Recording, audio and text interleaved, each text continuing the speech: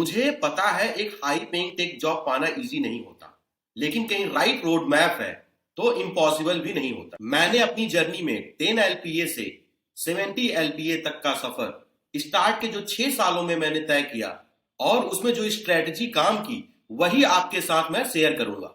अगर आप भी 20, 30, 50 तक के टारगेट को अचीव करना चाहते हो तो ये road map step by step follow करो। The rule number 1 for the high paying tech job, skill should be given the priority. आपका स्किल सेट बहुत स्ट्रांग होना चाहिए तो सैलरी भी आपकी स्ट्रांग होगी, राइट।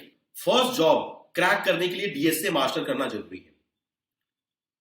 कहीं मैं 20 प्लस 30 प्लस की बात करूं तो वहां पे system design becomes very critical.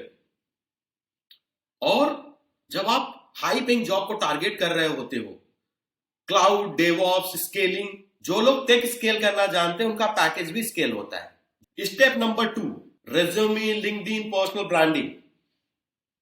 तो रेज्यूमे स्ट्रांग नहीं है तो रिक्रूटर आपको नोटिस भी नहीं करेगा।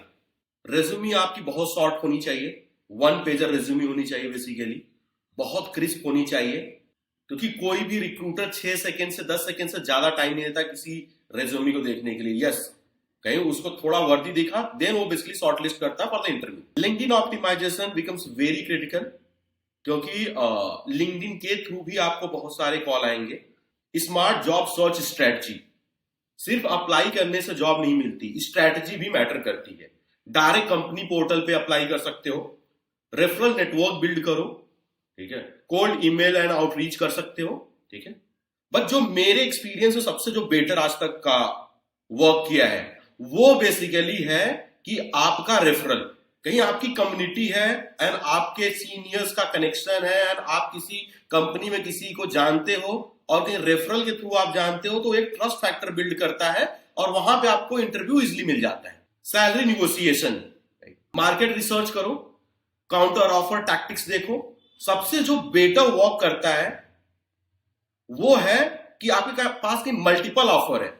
मल्टीपल ऑफर के केस में आप बेसिकली बेटर तरीके से निगोशिएट कर पाते हो। वहां पे आपको एक्चुअली वैल्यू का पूरा आइडिया होता है, क्योंकि आप सेम टाइम पे 4-5 आपने इंटरव्यू लेट से क्लियर किया, right, then you have the opportunity to negotiate. अभी कहीं आपके पास एक ऑफर है, राइट, उस केस में कहीं आप निगोशिएट करते हो तो most of the time basically हमेशा आपने भी नोटिस किया होगा कि एचआर कभी आपसे ये पूछता है कि अच्छा आप अभी जॉब देख रहे हो, do you hold any offer. तो ये सब आपको टैक्टिक समझनी पड़ेगी। And then career growth and climbing the ladders. And जब मैं बात करता हूं डेवलपर से इंजीनियरिंग मैनेजर और may be senior engineering manager, आप जब इस ग्रोथ, इस पाथ पे आप होते हो तो उस समय आपको यह समझना पड़ता है कि क्या वैल्यू आप अपने आप में ऐड करो। आपके जो मेंटर्स हैं, आपको बेसिकली जो आपके मैनेजर्स हैं, वो बहुत अच्छा रोल प्ले करते हैं आपके ग्रोथ में। तो आपको हमेशा समझना है कि आपके राइट मेंटर्स आप बेसिकली जो चूज कर रहे हो या बेसिकली आप जिसको रिपोर्ट कर रहे हो उससे आपकी लर्निंग क्या हो रही है। एट द एंड कहीं आपको कंपनी से बेसिकली पैसा मिलना चाहिए, ज्यादा पैसा नहीं मिल रहा, मे बी नॉलेज आपको बहुत ज्यादा मिलना चाहिए, या कहीं दोनों है आपके पास, तो विन विन सिचुएशन है। जितना जल्दी आप लीड रोल लेते हो उतनी फास्ट सैलरी ग्रोथ होती है।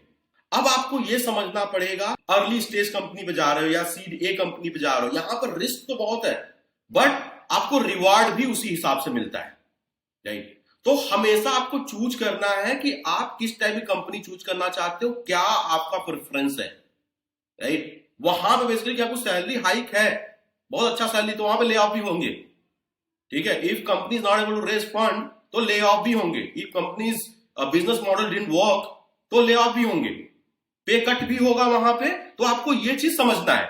Thank you so much for watching the video.